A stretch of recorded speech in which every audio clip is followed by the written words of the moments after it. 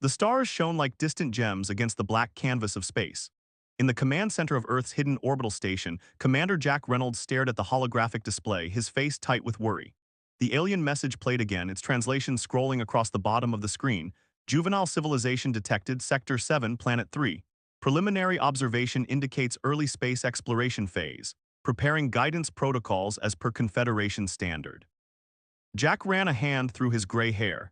The aliens thought Earth was young, primitive, just taking its first steps into space. They had no idea what humanity had hidden beneath the surface. "How long until they arrive?" he asked. Anna Wright, the station's chief analyst, checked her screens. Based on their transmission patterns, less than 2 weeks. They're moving fast. Jack nodded, making his decision. "Send the alert code Thunderbolt. It's time to show our hand." The warning spread quietly through Earth's secret network. While the public knew about the International Space Station and the Moon base, they remained unaware of the true extent of humanity's space capabilities.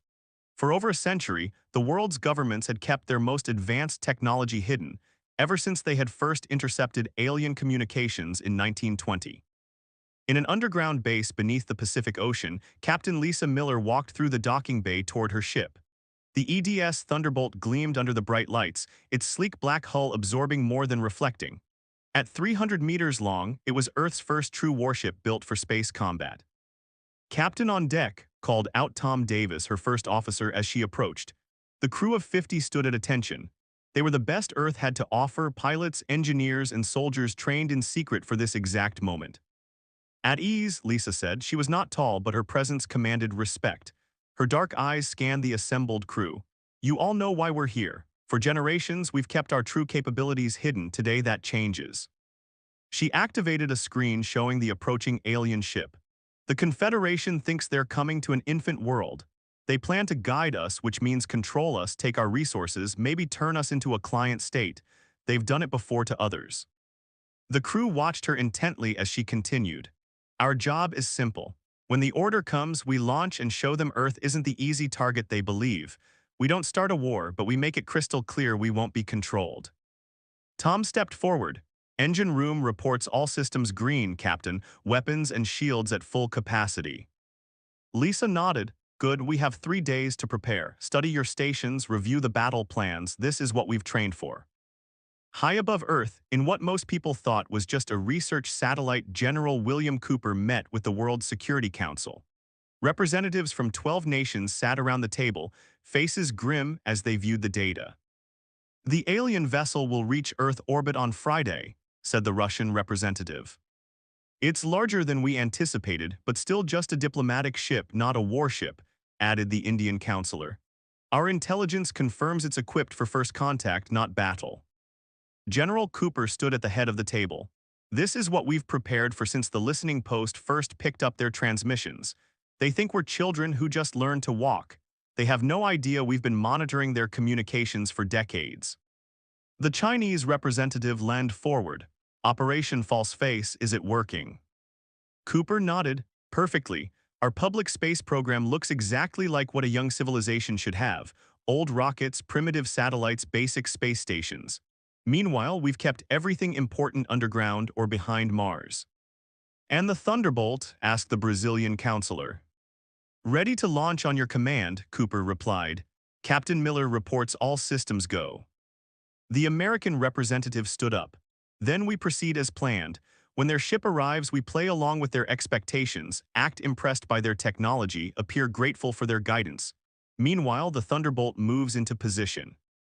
The vote was unanimous. Earth would maintain its deception right until the moment it revealed its true strength. In her private quarters aboard the Thunderbolt, Lisa reviewed the alien data one last time. The Confederation had encountered 17 other civilizations in the past century. All had been classified as juvenile and brought under Confederation control. Some prospered as client states, others were stripped of resources and abandoned. The pattern was clear. The Confederation preyed on young worlds that couldn't fight back. A knock on her door interrupted her thoughts. It was Dr. Robert Green, the ship's science officer. "Captain, I finished analyzing their shield frequencies," he said, handing her a tablet. "Based on the transmissions we've intercepted, I believe we can penetrate their defenses with minimal adjustment to our weapons." Lisa studied the data. Good work, Doctor. Will they be able to track us when we launch? Robert shook his head. No, Captain, our hull material absorbs their standard scanning frequencies. As long as we stay in Mars' shadow until we make our move, we should achieve complete surprise. Perfect, Lisa said. That's exactly what we need. On Friday, right on schedule, the alien ship appeared in Earth's orbit. It was enormous, at least a kilometer long, shaped like a gleaming silver arrow. It broadcast messages of peace and friendship in all Earth languages. In Washington, D.C., the official first contact team gathered. They were politicians and scientists who knew nothing about Earth's secret space program. They genuinely believed this was humanity's first encounter with alien life. Their shock and awe would be real, exactly what the Confederation expected to see. Jack Reynolds watched from the hidden command center as the alien ship deployed a smaller vessel toward Earth. Inside, it would be the Confederation representatives coming to offer their guidance to a young species. He opened a secure channel to the Thunderbolt, now positioned in the shadow of Mars. Captain Miller, are you ready? Lisa's voice came back clear and confident. Ready and waiting, Commander. Engines hot, weapons charged. Good, Jack said. Remember, we don't fire first. We show strength, not aggression. Understood, sir. Jack closed his eyes briefly. Humanity had hidden in the shadows for generations, building and preparing while presenting a false face to the galaxy. Now the deception was about to end. May God help us all, he whispered, then opened the channel again. Operation Thunderbolt is go. Repeat, Thunderbolt is go. In the darkness behind Mars, the Thunderbolt's engines flared to life. Earth was about to announce itself to the stars, not as a child, but as a power to be reckoned with. The Confederation ship gleamed in Earth's orbit, a massive silver arrow catching the sun's light. In its shadow, a smaller vessel descended toward the blue planet below. Inside sat Administrator Dorn, a tall being with pale blue skin and 6 fingers on each hand. He reviewed the data on Earth one final time. Such a young species, he said to his assistant Mel. They've barely left their atmosphere. This will be an easy integration. Mel nodded, her slender neck bending gracefully. Their technology is primitive. The scans show only basic satellites and a small space station. Perfect, Dorn smiled. They'll be grateful for our help, and their planet is rich in resources we need. The shuttle entered Earth's atmosphere, heading for the landing site in Washington, D.C. Dorn had no idea he was being watched by hidden sensors far more advanced than anything the Confederation believed Earth possessed. Deep beneath the Atlantic Ocean, in another secret base, Admiral Frank Wilson monitored the alien descent. Around him, officers tracked every movement of the Confederation ships. The shuttle will land in 5 minutes, reported his communications officer. Our people are in position to greet them. Frank nodded, and the Thunderbolts. Still in position behind Mars, sir. Captain Miller reports all systems ready. Good, Frank said. Now we play our parts perfectly. Remember, everyone on the surface needs to appear suitably impressed by their technology. On his command screen, he could see the world leaders gathering at the landing site. None of them knew the truth. Their reactions would be genuine, exactly what Earth needed to maintain its deception a little longer. The alien shuttle landed softly on the White House lawn. News cameras from around the world captured the historic moment as the ramp lowered and Administrator Dorn emerged, flanked by 4 other aliens. The Earth delegation approached cautiously, led by the American President and the UN Secretary General. Welcome to Earth, the President said, his voice strong despite his nervousness. We are honored by your visit. Dorn smiled, showing teeth too perfect to be natural. The honor is ours, President Harris. The Confederation greets Earth as a new friend. The formal introductions continued, broadcast to billions around the world. Meanwhile, in orbit, a very different meeting was about to take place. Captain Lisa Miller stood on the bridge of the Thunderbolt as it slipped out from behind Mars. The ship's advanced stealth systems kept it invisible to Confederation sensors. Time to intercept, she asked. Tom checked his console.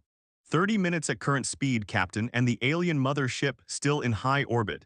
Their attention is focused on the landing. They have minimal shields up. They're not expecting trouble.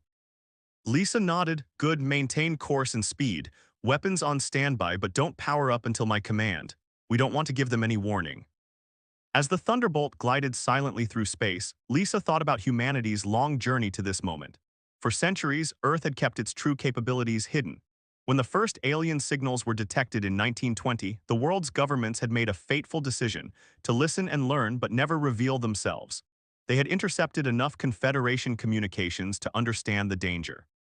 The aliens didn't come as equals, they came as masters, looking for resources and new worlds to control.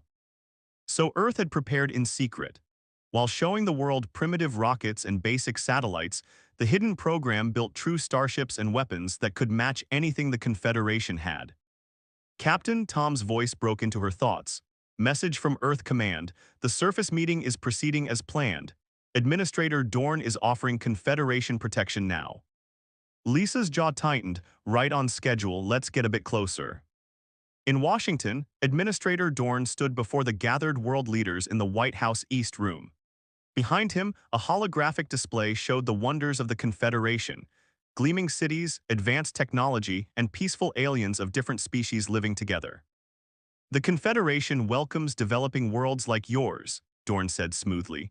We offer technology, medicine, and protection as you grow. In return, we ask only for certain resource rights and your participation in our collective. The president leaned forward. What kind of resource rights? Dorn waved his six-fingered hand casually. Nothing that would impact your daily lives. Just mining rights to certain minerals in your oceans and polar regions, and perhaps cultivation rights to 20% of your arable land. The president exchanged glances with other world leaders. This was playing out exactly as Earth's intelligence had predicted. That's quite a request, the UN Secretary General said carefully. We would need time to consider this offer. Dorn's smile remained fixed, but his eyes hardened slightly. Of course, though I should mention that Confederation protection begins immediately. For your safety, our mother ship will deploy a defense grid around your planet. The trap was being set. Once the defense grid was in place, Earth would be effectively contained. How long would we have to consider your offer? Asked the Chinese president. Standard protocol gives New World 7 of their days, Dorn replied. But I'm confident you'll see the benefits well before then. On the bridge of the Thunderbolt, Lisa received the coded message from Earth Command, 7 words that would change history. Grid deployment beginning. You are cleared to engage. Battle stations, she ordered. The bridge lights dimmed to red as the crew moved with practiced efficiency. Weapons online, reported the tactical officer. Shields at maximum. Stealth systems disengaging in 3, 2, 1. Tom counted down. Lisa stood, her voice calm and clear. Take us in full speed. Target their shield generators and communication arrays only. We're not here to destroy them, just to send a message. The Thunderbolt's engines flared to brilliant life as the ship abandoned stealth and accelerated toward the unsuspecting Confederation mother ship. For the first time, the aliens would see what Earth was truly capable of. In the command center beneath the ocean, Admiral Frank watched the Thunderbolt appear on his screens, no longer hiding its presence. Godspeed, Captain Miller, he whispered. Show them what Earth can do. In Washington, Administrator Dorn's meeting was interrupted by an urgent message from his ship. His confident expression vanished as he listened to the panicked report in his earpiece. Impossible, he whispered, his blue skin paling to almost white. Where did it come from? The Earth leaders watched in confusion as the aliens suddenly stared at them with new eyes, no longer condescending but afraid. In orbit above them, humanity's first starship was about to strike. The Thunderbolt cut through space like a knife, its black hull absorbing light rather than reflecting it. On the bridge, Captain Lisa Miller watched as the distance to the Confederation mother ship rapidly closed. Weapons locked on target, reported Marcus, her weapons officer. Shield generators and communication arrays identified. Enemy status? Lisa asked, her voice steady despite the tension running through her body. Tom checked his readings. They're scrambling, Captain. Sensors show they're trying to raise shields to full power, but they weren't prepared. Their weapon systems are coming online, but slowly. Lisa nodded. This was exactly what they had hoped for: surprise and confusion. Time to intercept. 45 seconds. She opened the shipwide comm. All hands, this is the captain. We are about to engage the Confederation vessel. Remember your training. This isn't just about today, it's about humanity's future among the stars. On the tactical display, she could see the massive alien ship growing larger, It was beautiful in its way, a marvel of engineering, but it represented a threat Earth could not allow. 30 seconds to weapons range, Tom announced. Lisa took a deep breath, fire on my mark. In the White House, Administrator Dorn's composure had completely shattered. He was barking orders into his communication device, his previously friendly demeanor replaced by panic. Full shields power all weapons, where did it come from? He shouted. The Earth leaders exchanged subtle glances. The president stepped forward. Is something wrong, Administrator? Dorn looked at him with new eyes, suspicion replacing condescension. You knew this is a trap. The president maintained a puzzled expression.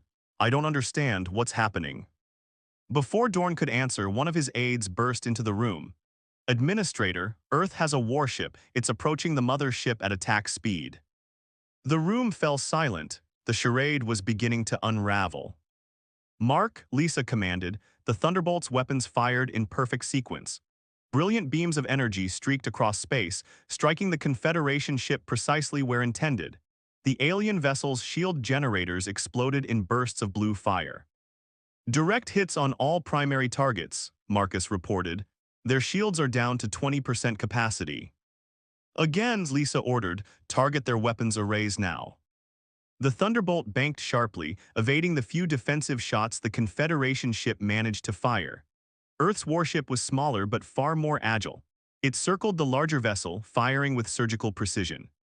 Their main communication array is disabled, Tom reported. They can't call for help. Lisa nodded. Bring us around for another pass. Target their engine control systems, just enough to prevent them from leaving orbit. Thunderbolt responded instantly to her commands.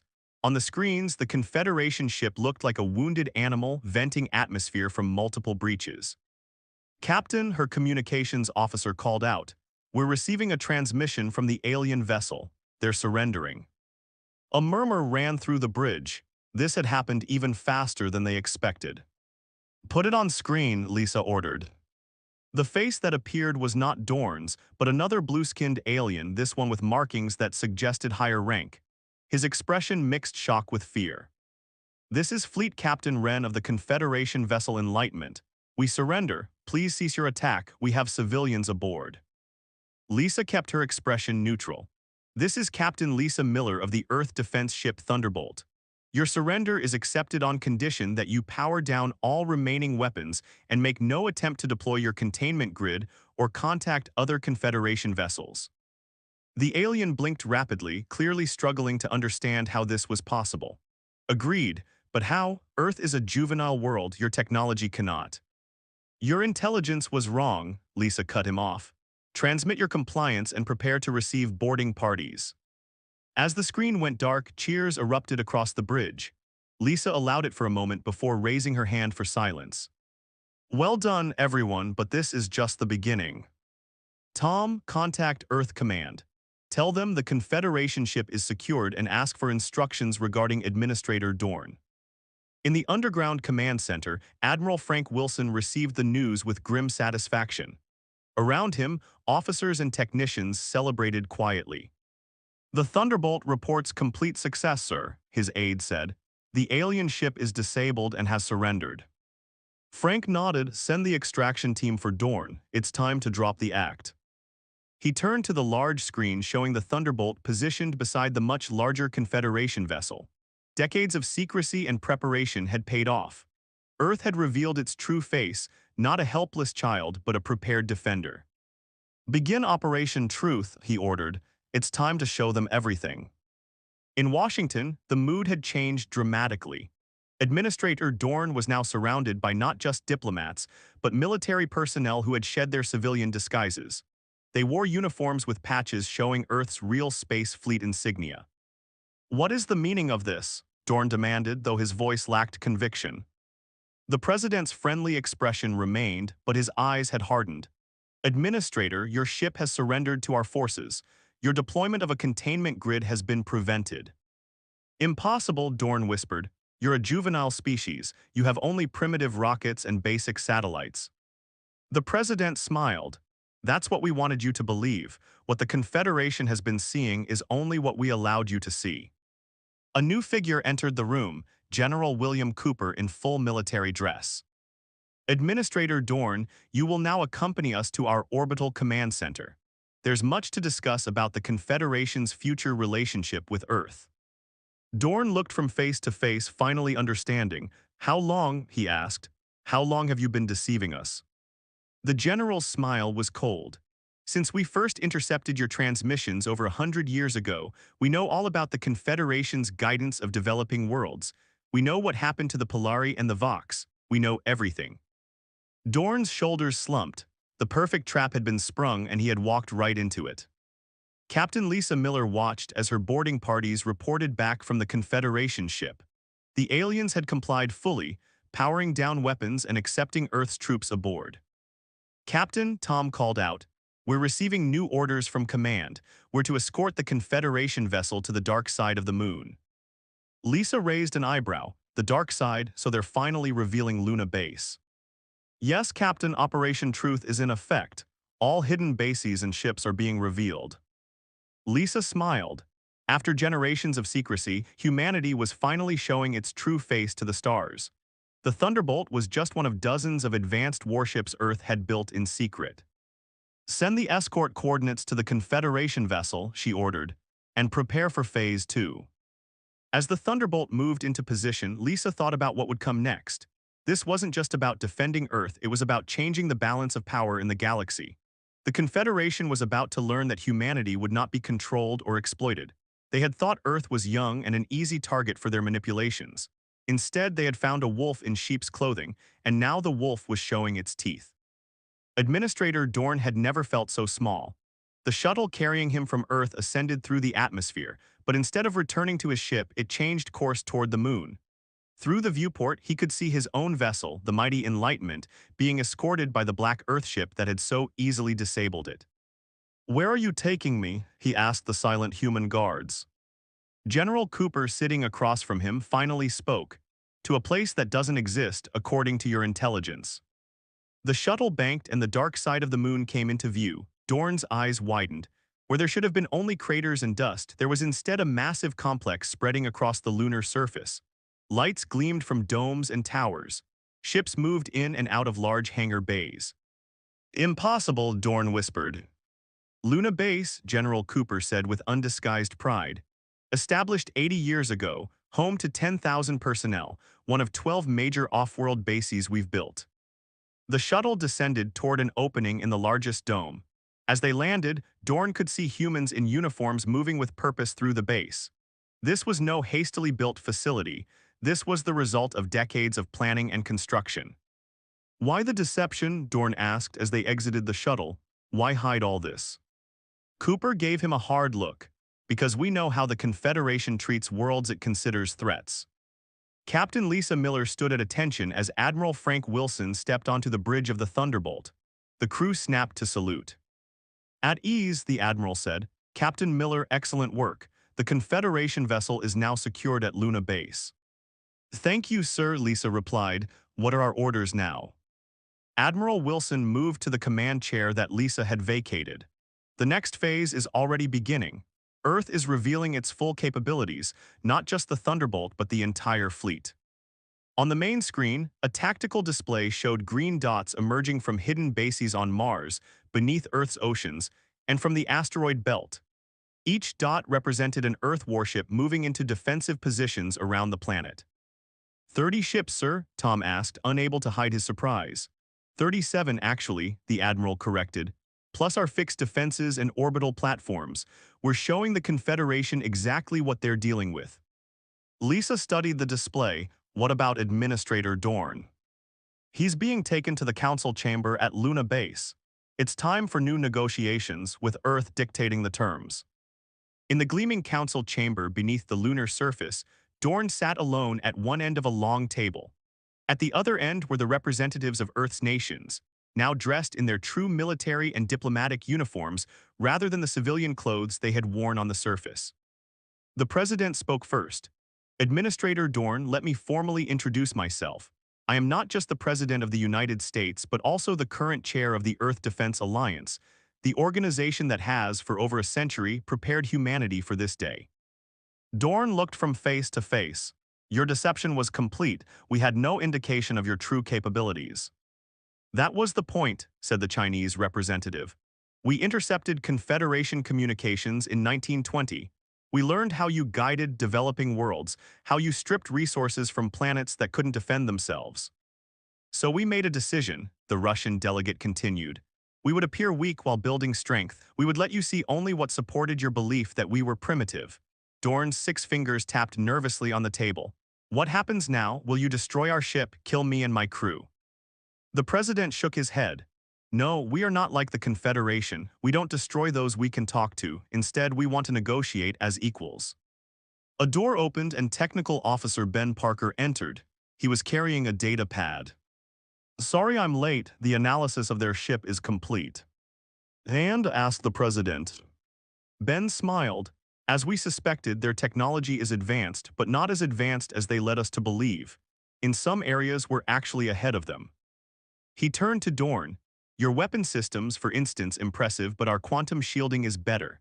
And your faster-than-light drive, we developed something similar 40 years ago, but ours is 20% more efficient. Dorn stared in disbelief. But how, without guidance from an advanced civilization? Because we had to, Ben interrupted. Because we knew we were alone against potential threats, necessity drove our innovation. On the Thunderbolt, Lisa was preparing for her next mission. The ship had been quickly resupplied at Luna Base and was ready to depart again. Captain, Tom said, approaching with a data pad. Our new orders are in. We're to take diplomatic representatives to the Confederation Central Council. Lisa raised an eyebrow. They're moving that quickly. Apparently, Administrator Dorn has been cooperative since seeing our full capabilities. He's provided coordinates and diplomatic protocols. Lisa nodded. How many ships are we taking? 3. The Thunderbolt will lead, with the Defiance and Challenger as escort. A small fleet, but enough to make an impression. Earth was stepping onto the galactic stage not as a supplicant, but as a power. Prepare the ship, Lisa ordered. We depart in 6 hours. Back in the Lunar Council chamber, Dorn was reviewing the terms Earth had prepared. His hands trembled slightly as he read. These are not what I expected, he admitted. The president nodded. We don't want war with the Confederation. We don't even want to disrupt the stability you've built.